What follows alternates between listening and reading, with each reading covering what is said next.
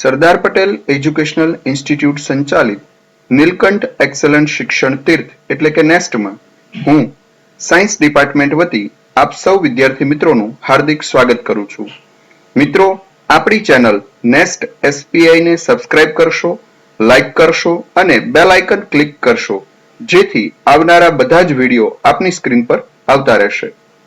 મિત્રો, ધોરણ 10 ના વિજ્ઞાનના પ્રથમ પ્રકરણના પહેલા લેક્ચર બાદ આજના લેક્ચરની શરૂઆત કરતા પહેલા ગત લેક્ચર વિશે થોડું જોઈએ.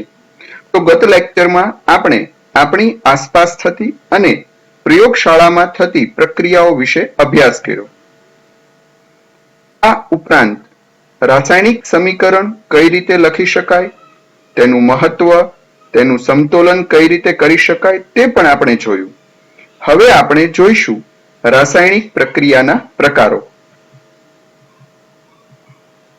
સૌપ્રથમ આપણે એ સમજીએ કે રાસાયણિક પ્રક્રિયા થાય ત્યારે બને છે શું.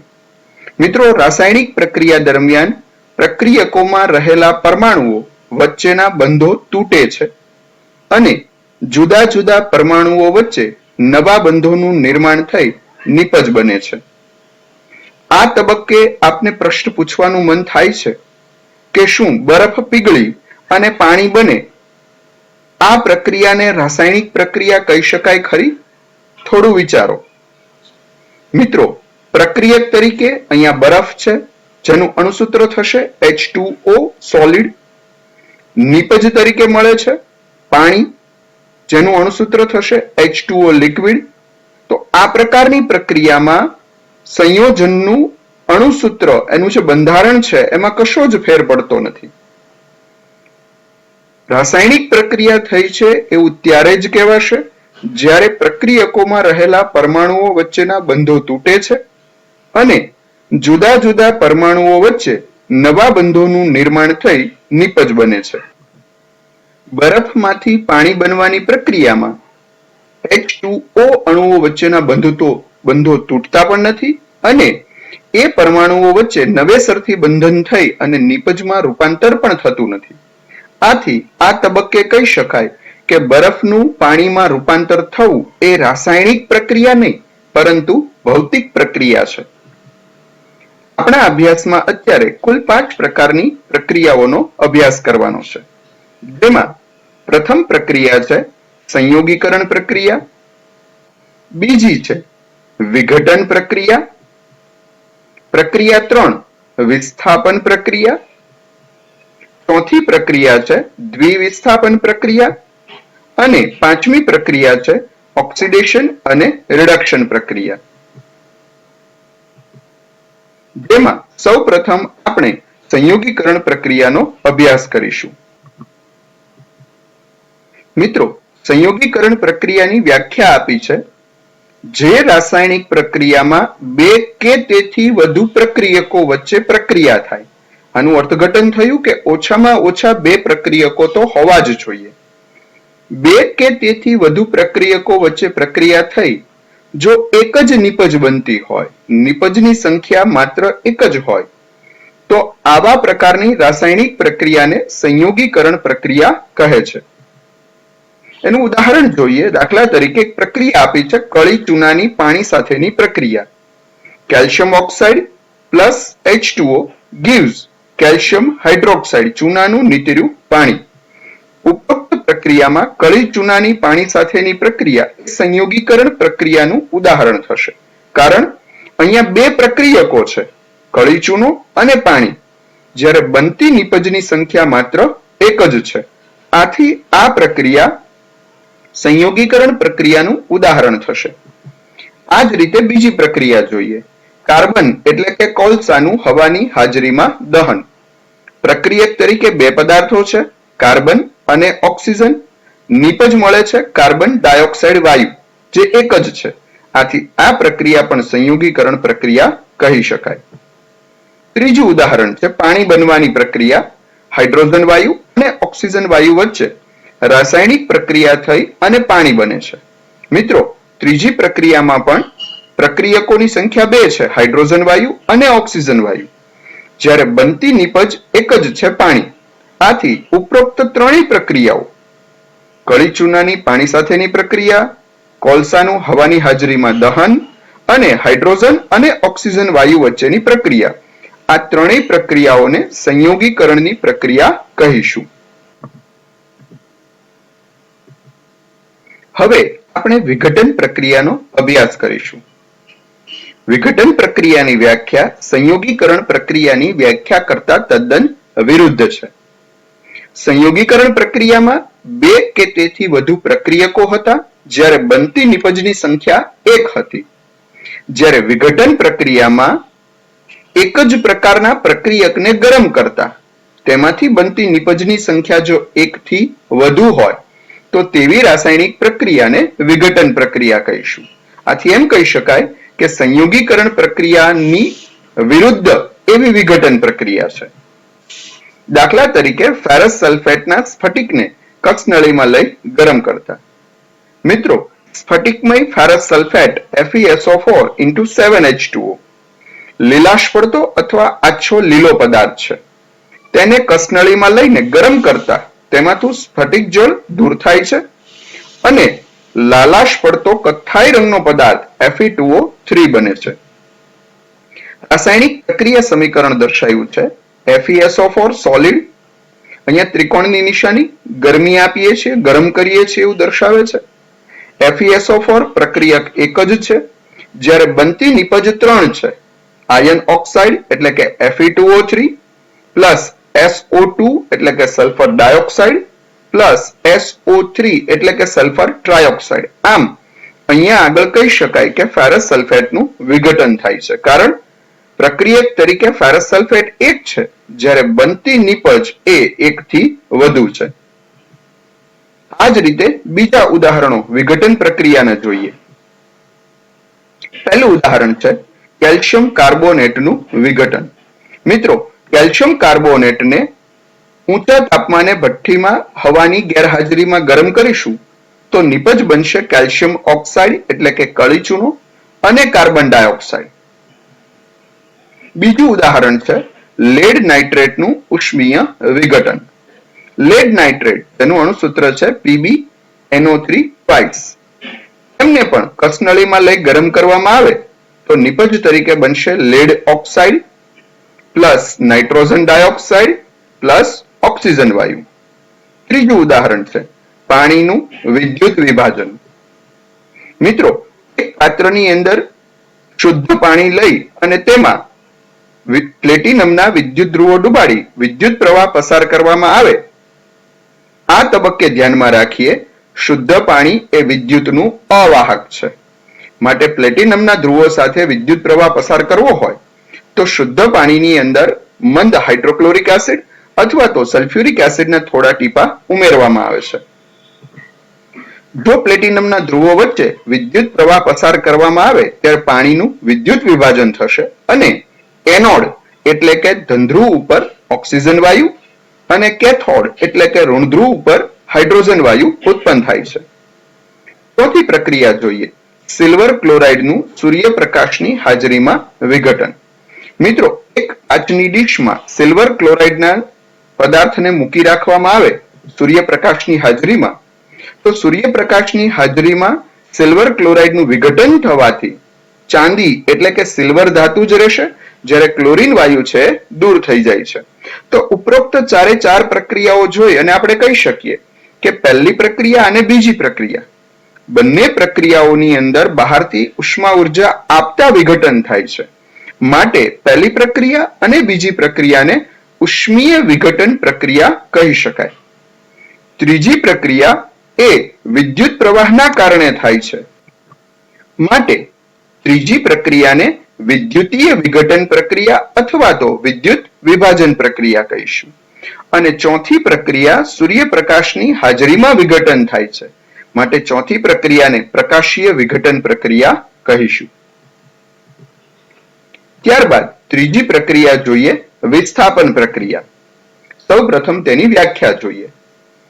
જે રાસાયણિક પ્રક્રિયામાં વધુ ક્રિયાશીલ તત્વ ઓછા ક્રિયાશીલ તત્વને દ્રાવણમાંથી દૂર કરે. ધ્યાનમાં રાખીએ, વધુ ક્રિયાશીલ તત્વ ઓછા ક્રિયાશીલ તત્વને દ્રાવણમાંથી દૂર કરે છે આનું અર્થઘટન એવું કરી શકાય કે દ્રાવણ છે ઓછા ક્રિયાશીલ તત્વનું, એ ઓછા ક્રિયાશીલ તત્વ ધરાવતા દ્રાવણમાં વધુ ક્રિયાશીલ તત્વો ઉમેરવામાં આવે તો બનતી નીપજમાં વધુ ક્રિયાશીલ તત્વનું દ્રાવણ બની જશે અને ઓછું ક્રિયાશીલ તત્વ છૂટું પડી જશે. આ પ્રકારની રાસાયણિક પ્રક્રિયાને વિસ્થાપન પ્રક્રિયા કહે છે. દાખલા તરીકે મોર થૂથું, મતલબ કે કોપર સલ્ફેટ. CuSO4 ના દ્રાવણમાં લોખંડની ખીલ્લી નાખતા ખીલ્લી તામ્રવર્ણી એટલે કે તાંબા જેવી બની જાય છે. સૌપ્રથમ તેનું રાસાયણિક સમીકરણ જોઈએ. કોપર સલ્ફેટનું દ્રાવણ લીધું છે, so CuSO4 aqueous plus Fe solid.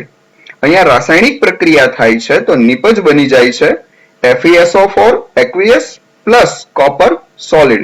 મિત્રો વિસ્થાપન પ્રક્રિયા થાય છે. અહીંયા આગળ ઓછું ક્રિયાશીલ તત્વ કોપર છે, આથી કોપર સલ્ફેટના દ્રાવણમાં વધુ ક્રિયાશીલ તત્વ આયન એટલે કે Fe ઉમેરવામાં આવે છે ત્યારે Fe દ્વારા કોપરનું વિસ્થાપન થાય છે, જેથી નિપજમાં દ્રાવણ બની જશે ફેરસ સલ્ફેટનું અને કોપર ધાતુ છૂટી પડી જશે.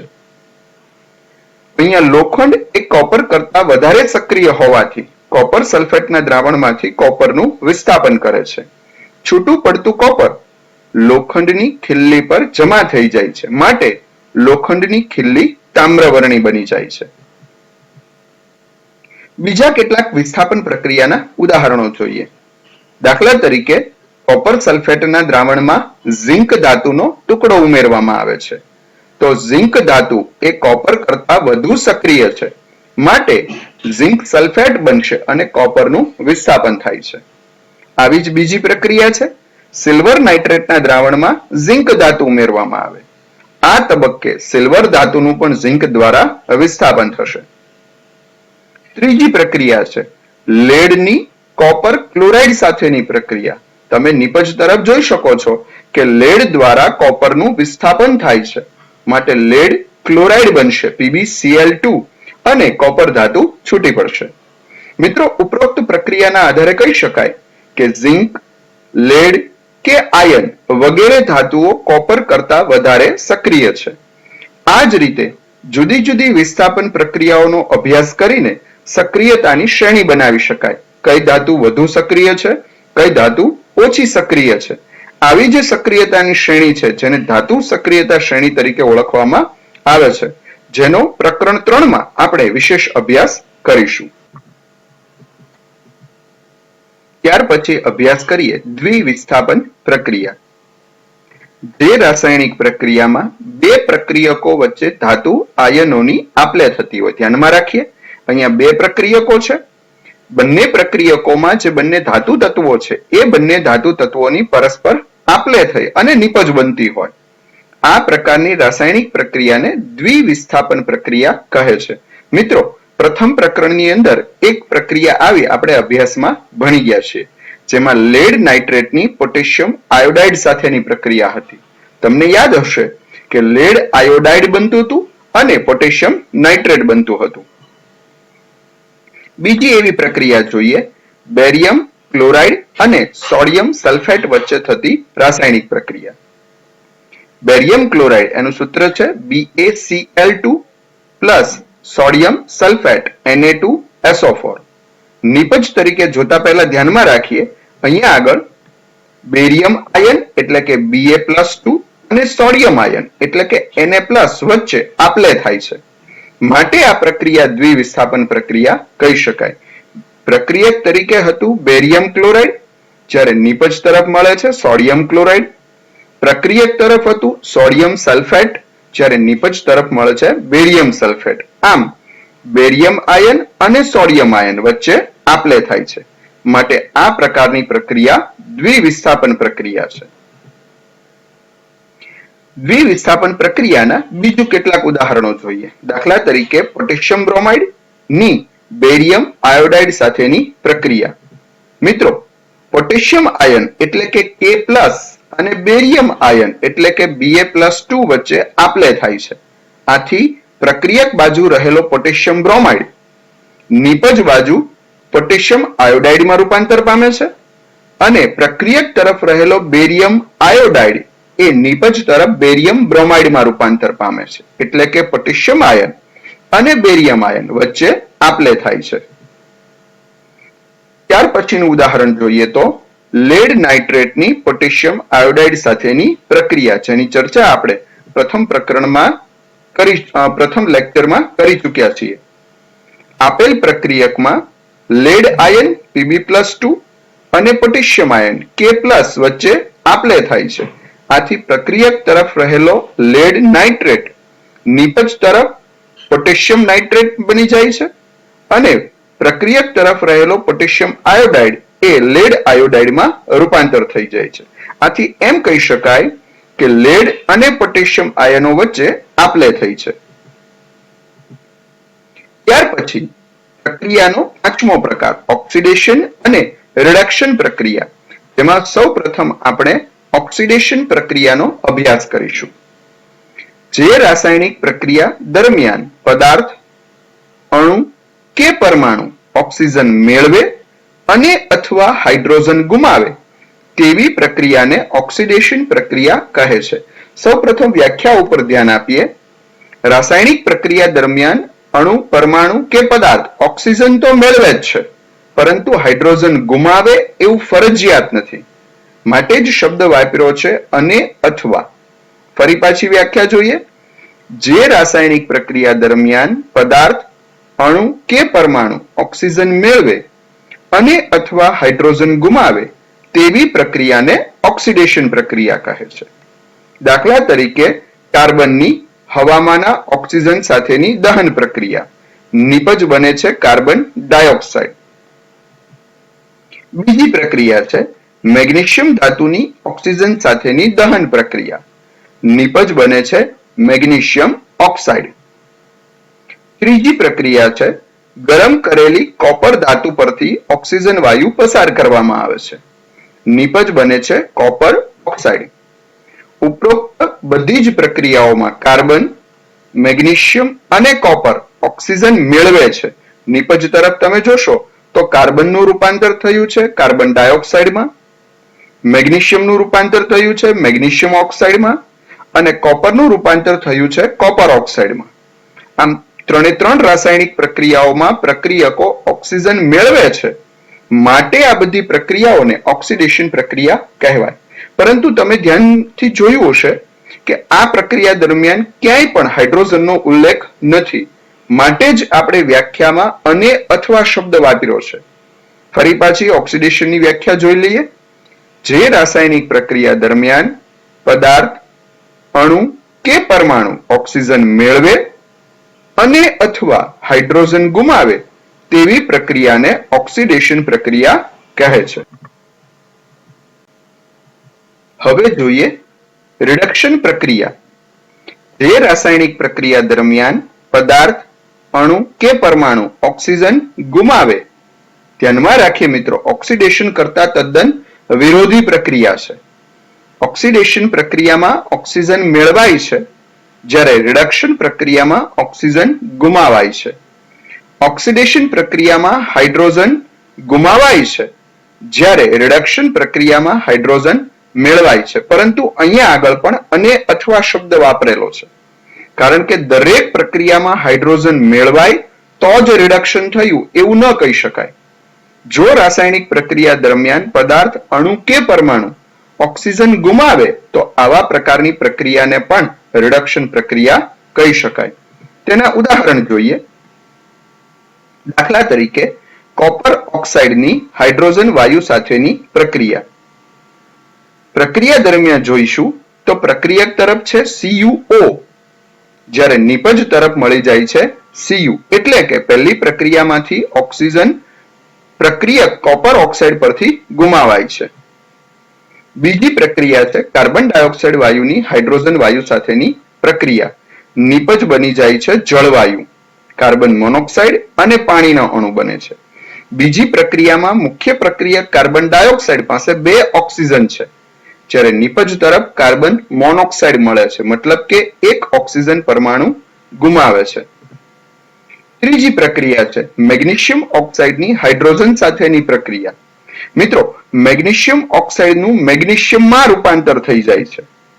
આમ આ બધી જ પ્રક્રિયાઓમાં કોપર ઓક્સાઇડ, કાર્બન ડાયોક્સાઇડ અને મેગ્નેશિયમ ઓક્સાઇડ ઓક્સિજન ગુમાવે છે. ધ્યાનથી જોઈએ ત્રણેય પ્રક્રિયાઓ. હાઇડ્રોજન મેળવવાની પ્રક્રિયા અહીંયા કંઈ જોવા મળતી નથી, છતાં પણ આ બધી જ પ્રક્રિયાઓની અંદરથી મુખ્ય પ્રક્રિયક કોપર ઓક્સાઇડ, કાર્બન ડાયોક્સાઇડ કે મેગ્નેશિયમ ઓક્સાઇડ ઓક્સિજન ગુમાવે છે. માટે આ પ્રક્રિયાઓને રિડક્શન પ્રક્રિયા કહેવાય. થોડું હોમવર્ક નોંધી લેશું મિત્રો આ તબક્કે. પહેલો પ્રશ્ન, સંયોગીકરણ પ્રક્રિયા એટલે શું? ઉદાહરણ સહિત સમજાવો. નીચે આપેલી પ્રક્રિયાને સમતોલિત કરો. મિત્રો આ જે પ્રશ્ન છે એ તમે પ્રથમ લેક્ચરમાં અભ્યાસ કરેલો છે. સમીકરણનું સમતોલન કેવી રીતે કરવું એ જ્ઞાનના આધારે તમે આ બંને રાસાયણિક પ્રક્રિયાઓને સમતોલિત કરવાનો પ્રયત્ન કરશો. ત્રીજું, તફાવત આપો ઓક્સિડેશન અને રિડક્શન, જેમાં ઓછામાં ઓછા તમારે 4 મુદ્દાઓ લખવાના રહેશે. હોમવર્કને નોંધી લેશો બુકની અંદર. આ દરમિયાન વિડીયો પોઝ કરી અને આપેલા પ્રશ્નો તમારી રફ બુકમાં લખી લેશો. ત્યાર ઉપરાંત વિજ્ઞાનના પાઠ્યપુસ્તક અને વિડીયોના આધારે પ્રશ્નોના જવાબ લખી અને તમે તમારા વાલીને આ હોમવર્ક બતાવશો. ત્યાર ઉપરાંત અભ્યાસને આગળ વધારીએ. તો ચાલો થોડું પહેલા તો રિવિઝન કરી લઈએ. એમાં સૌપ્રથમ આપણે શું જોયું હતું?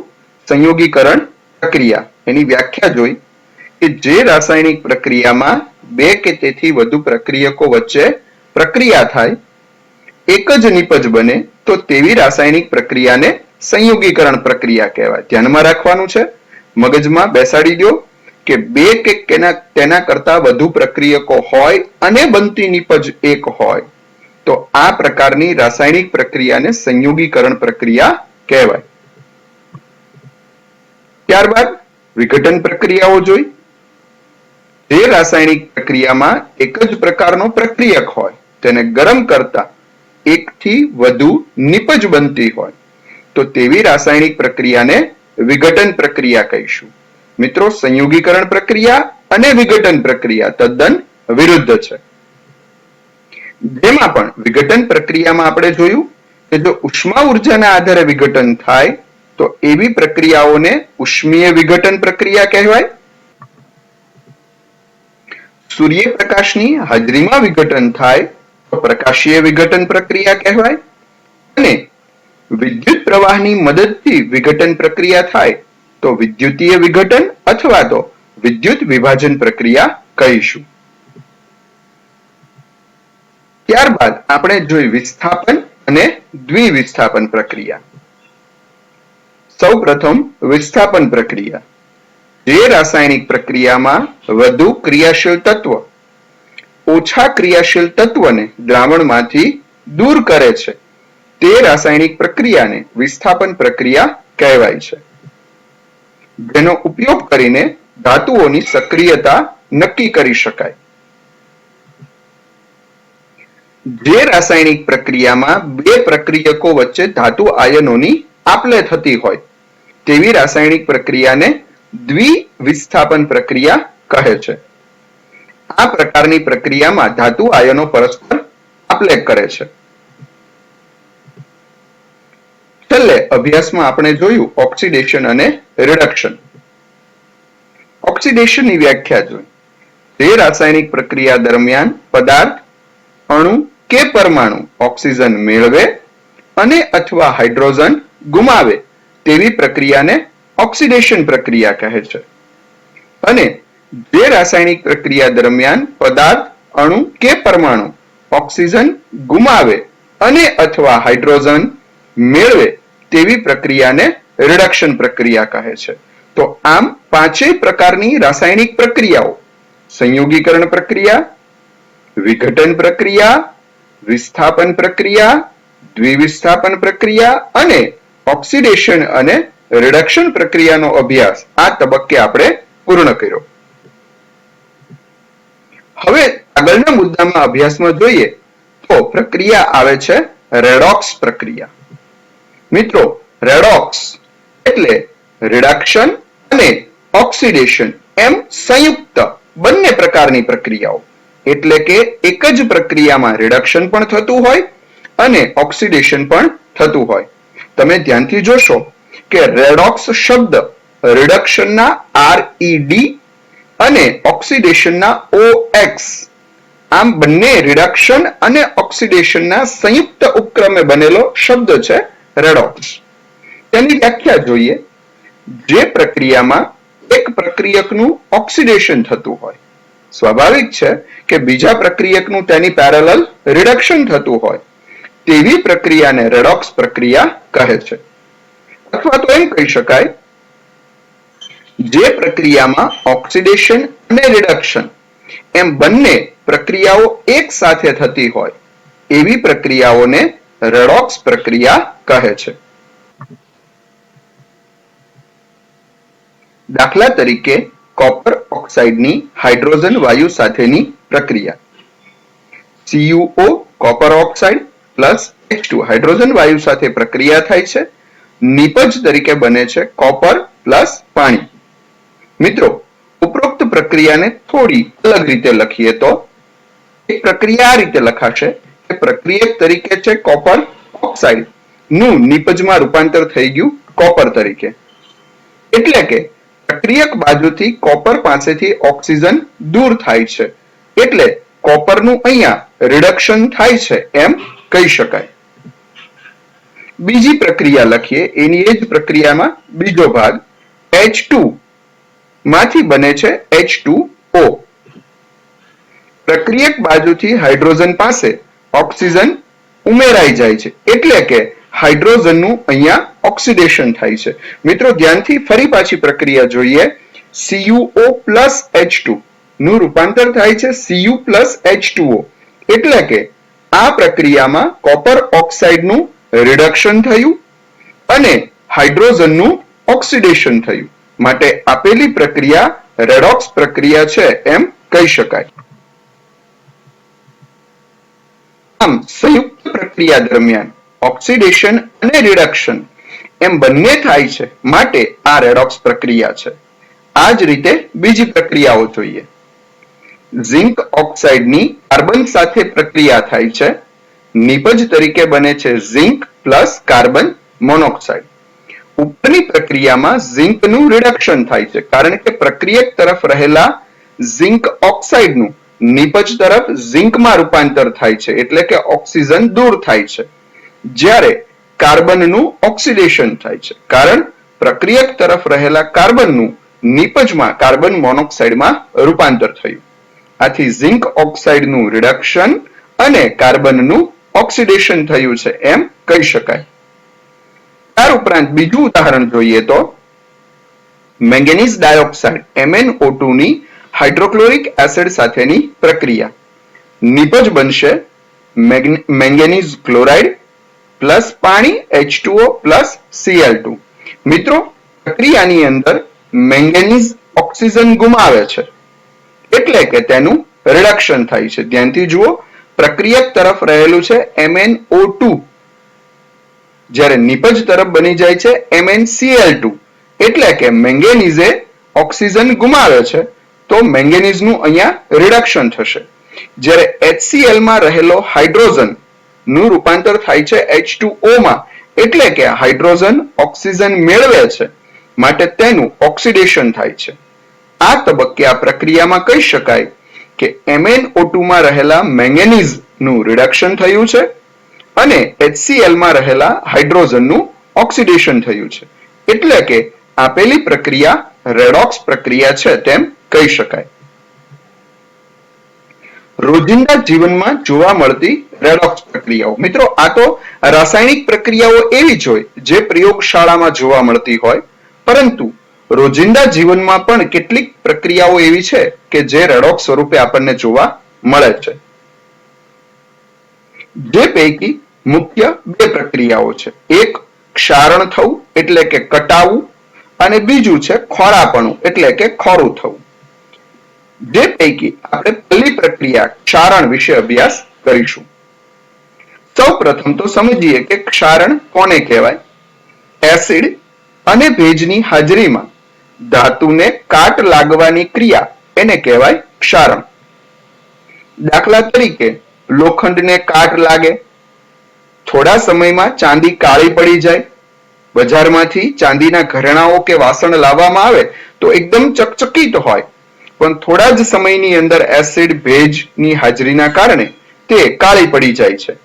આ જ રીતે તાંબા પિત્તળના વાસણો ઉપર લીલા રંગના ડાઘા જોવા મળે છે.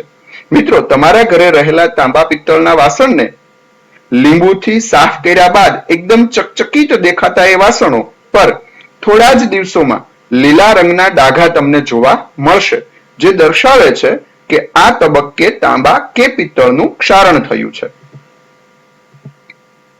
ક્ષારણના કારણે લોખંડના ઉપરના સ્તર પર લાલાશ પડતા કથ્થાઈ રંગનું પડ બની જાય છે, જેને આપણે લોખંડનું ક્ષારણ કહીએ છીએ.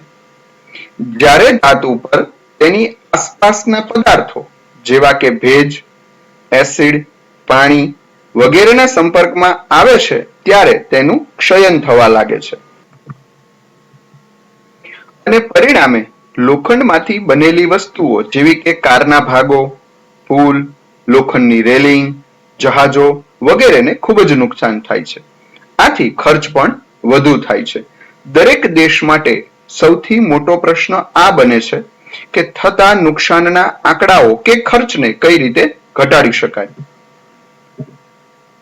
આથી જ ક્ષારણને અટકાવવું જરૂરી છે. લોખંડ પર કાટ લાગતો અટકાવવા માટે પહેલું તો તેની ઉપર રંગ કરવામાં આવે છે. આપણા ઘરે રહેલી લોખંડની જાળી કે દરવાજા કે બારી બારણાને કલર કરીને, રંગ કરીને આપણે કાટ લાગતો અટકાવી શકીએ છીએ. પરંતુ મિત્રો, તમે જોયું હશે કે જે ભાગ પરથી રંગ દૂર થઈ જાય છે ત્યાં ફરી પાછી કાટ લાગવાની પ્રક્રિયા શરૂ થાય છે. તો એનો બીજો ઓપ્શન છે કે જો તેના ઉપર તેનાથી પણ વધુ સક્રિય, લોખંડથી પણ વધુ સક્રિય એવી ઝિંક ધાતુનું પડ ચડાવવામાં આવે તો લોખંડ પર કાટ લાગવાની પ્રક્રિયાને અટકાવી શકાય. ઝિંકનું પડ ધરાવતા લોખંડને ગેલ્વેનાઇઝ્ડ લોખંડ કહે છે અને આ પડ લગાવવાની ક્રિયાને ગેલ્વેનાઇઝિંગ અથવા તો ગેલ્વેનાઇઝેશન કહેવાય. મિત્રો, ધ્યાનમાં રાખીએ, માર્કેટની અંદર ગેલ્વેનાઇઝિંગ લોખંડના પતરાને મળે છે, જે ચોમાસાની અંદર થતા વરસાદના કારણે ક્ષારણની પ્રક્રિયાને અટકાવે છે. હવે વ્યવહારમાં જોવા મળતી બીજી રેડોક્સ પ્રક્રિયા છે ખોરાપણું, એટલે કે ખોરું થવું. એના વિશે જોઈએ. તૈલીય અથવા ચરબીજન્ય ખોરાકને ખુલ્લી હવામાં રાખતા તેનું ઓક્સિડેશન થવાથી તે ખોરો થઈ જાય છે, જેને લીધે તેનો સ્વાદ અને ગંધ બદલાઈ જાય છે. આ ક્રિયાને ખોરાપણું કહે છે. દાખલા તરીકે તળેલી કોઈ વેફર હોય જેને ખુલ્લામાં થોડો સમય રાખી મૂકવામાં આવે અમુક દિવસ, તો એમાંથી ખરાબ સ્મેલ કે ખરાબ ટેસ્ટ આવે છે. આ જ રીતે બદામ, કાજુ, શિંગદાણા આ બધું ખરાબ થતું અથવા તો ખોરું થતું આપણા ઘરોની અંદર પણ તમે સૌએ અનુભવ્યું હશે. તૈલીય અથવા ચરબીજન્ય ખોરાકમાં થતું ખોરાપણું અટકાવવા માટે તેમાં ઓક્સિડેશન પ્રક્રિયાનો પ્રતિકાર કરે એવા પદાર્થો એટલે કે એન્ટીઓક્સિડન્ટ પદાર્થો ઉમેરી અને હવા ચુસ્ત બંધ કરવામાં આવે છે. માટે જ બજારમાં મળતી વેફર કે અન્ય પેકેજ ફૂડને સાચવવા માટે તેમાં નાઇટ્રોજન વાયુ કે પ્રિઝર્વેટિવ પદાર્થો ઉમેરાય છે. તમે બજારમાંથી મળતી વેફરના પેકેટ કે એવું લાવતા હશો તો તમે જોયું હોય એમાં હવા ભરેલી છે. ખરેખર એ હવા નહીં પરંતુ નાઇટ્રોજન વાયુ ભરવામાં આવે છે, કારણ કે નાઇટ્રોજન વાયુ તટસ્થ હોવાથી એ હવાની અંદર રહેલા ભેજને તૈલીય કે ચરબીજન્ય ખોરાકના સંપર્કમાં આવવા દેતો નથી. આથી ઓક્સિડેશન પ્રક્રિયા થશે જ નહીં. માટે એવી હવાચુસ્ત કરેલી વેફર ને લાંબા સમય સુધી સાચવી શકાય છે. આ ઉપરાંત હવે અભ્યાસને અનુરૂપ કેટલાક પ્રશ્નોની ચર્ચા કરીએ. મિત્રો, આ તબક્કે અભ્યાસના મુદ્દાઓ બધા પૂરા થઈ જાય છે પ્રથમ પ્રકરણના, પરંતુ અભ્યાસને અનુરૂપ ઘણા બધા પ્રશ્નો એવા છે જેને આપણે એપ્લાઇડ પ્રકારના પ્રશ્નો કહી શકીએ અથવા તો પ્રકરણના મુદ્દાઓની અંતર્ગત આવતા પ્રશ્નો કહી શકીએ. એવા કેટલાક પ્રશ્નોની આપણે અત્રે ચર્ચા કરવી છે. જેમાં પહેલો પ્રશ્ન છે ઉષ્માક્ષેપક અને ઉષ્મા શોષક પ્રક્રિયા એટલે શું? જે રાસાયણિક પ્રક્રિયામાં નિપજના નિર્માણની સાથે ઉષ્મા મુક્ત થતી હોય, એટલે કે નિપજનું નિર્માણ થાય છે એ દરમિયાન ઉષ્મા મુક્ત થાય છે, આથી કરીને એમ કહી શકાય કે પ્રક્રિયાનું તાપમાન વધે છે, તો તેવી પ્રક્રિયાને ઉષ્માક્ષેપક રાસાયણિક પ્રક્રિયા કહે છે. દાખલા તરીકે કુદરતી વાયુનું અને કોલસાનું દહન, વનસ્પતિજ દ્રવ્યોના વિઘટનથી ખાતર બનવું, શ્વસન, કળી ચૂનામાં પાણી ઉમેરતા ચૂનાનું ફૂટવું વગેરે.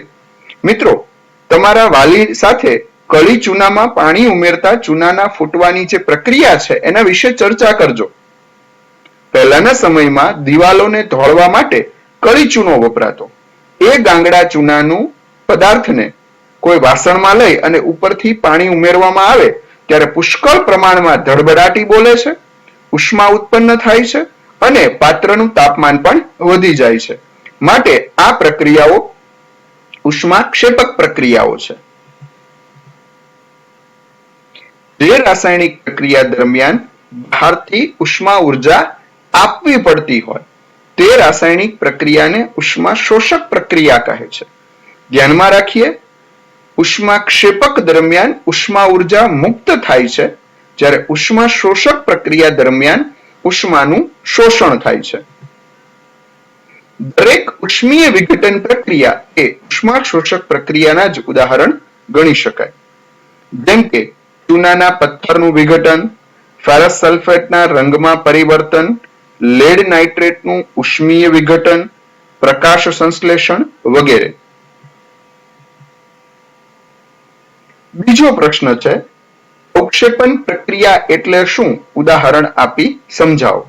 તો સૌ પ્રથમ સમજીએ અવક્ષેપન પ્રક્રિયા કોને કહેવાય. જે રાસાયણિક પ્રક્રિયા દરમિયાન અદ્રાવ્ય અવક્ષેપ એટલે કે ઘનકણો ઉત્પન્ન થાય તે પ્રક્રિયાને અવક્ષેપન પ્રક્રિયા કહે છે. દાખલા તરીકે બેરિયમ ક્લોરાઇડ અને સોડિયમ સલ્ફેટ વચ્ચેની રાસાયણિક પ્રક્રિયાના કારણે બેરિયમ આયન અને સલ્ફેટ આયન વચ્ચે પ્રક્રિયા થતા બેરિયમ સલ્ફેટના સફેદ રંગના ઘનકણો એટલે કે અવક્ષેપ મળે છે, જે પાણીમાં અદ્રાવ્ય છે. રાસાયણિક સમીકરણ આપ્યું છે barium chloride BaCl2, sodium sulphate Na2SO4. રાસાયણિક પ્રક્રિયા થાય છે ત્યારે બેરિયમ સલ્ફેટ અને સોડિયમ ક્લોરાઇડ બને છે. આ જ રીતે બીજી પ્રક્રિયા છે લેડ નાઇટ્રેટની પોટેશિયમ આયોડાઇડ સાથેની પ્રક્રિયા. મિત્રો, લેડ નાઇટ્રેટની પોટેશિયમ આયોડાઇડ સાથે પ્રક્રિયા થાય ત્યારે PbI2 એટલે કે લેડ આયોડાઇડના પીળા રંગના ઘનકણો એટલે કે અવક્ષેપ ઉત્પન્ન થાય છે અને પોટેશિયમ નાઇટ્રેટ મળે છે. આ તબક્કે પ્રથમ પ્રકરણ આપણે પૂરું થાય છે. હોમવર્ક નોંધી લેશું થોડું.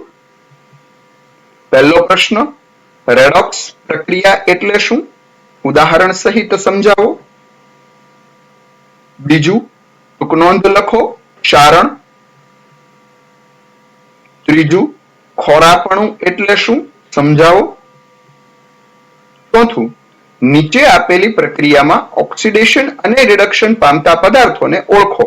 મિત્રો, આ જે પ્રક્રિયાઓ અહીંયા આપવામાં આવેલી છે આ પ્રક્રિયાઓ રેડોક્સ પ્રક્રિયાના તમારા જ્ઞાનના આધારે તમારે જવાબ આપવાનો છે કે પ્રક્રિયક તરફ રહેલા પદાર્થોમાંથી કયા પદાર્થનું ઓક્સિડેશન થાય છે અને કયા પદાર્થનું રિડક્શન થાય છે. અને પાંચમો પ્રશ્ન છે અવક્ષેપન પ્રક્રિયા ઉદાહરણ આપી સમજાવો. મિત્રો, આ તબક્કે ફરી તમે વિડીયોને પોઝ કરશો, આપેલા જે પ્રશ્નો છે એ તમારી રફબુકમાં નોંધશો અને આજના વિડીયોના આધારે આ પ્રશ્નોના જવાબ લખી અને તમારા વાલીને તમે બતાવશો. આભાર. આજે પ્રથમ પ્રકરણની આપણે પૂર્ણાહુતિ કરીએ છીએ.